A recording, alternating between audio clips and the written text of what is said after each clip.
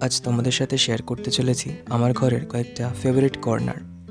প্রথমেই এই ফুলদানিটা তালিকায় আছে। যতদিন আমার ঘরটা হয়েছে ততদিন এই ফুলদানিটা, তারপর এই বুদ্ধ মূর্তিটা, যেটা ভীষণ পজিটিভ। আমার বিছানার ঠিক পাশেই বুদ্ধ মূর্তিটাকে আমি রেখেছি। আর নেক্সট আছে এই ওয়াল হ্যাঙ্গিং তিনটে, যেগুলো আমি নিজের হাতে করেছি। এগুলো ফেব্রিক দিয়ে করা। এর একটা ভিডিও আছে।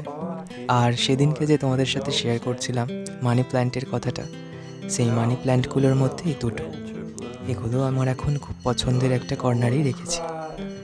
আজকে সকালবেলা একটা পার্সেল এসেছিল, তো চলো পার্সেলের মধ্যে কী আছে একটু দেখে নিই। আর পার্সেল খুলতে ভীষণ এক্সাইটেড লাগে এখনও।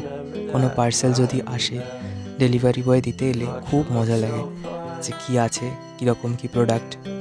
নিজের না হলেও, যেমন আজকের প্রোডাক্টটা আমার নিজের না, এটা দিদির প্রোডাক্ট।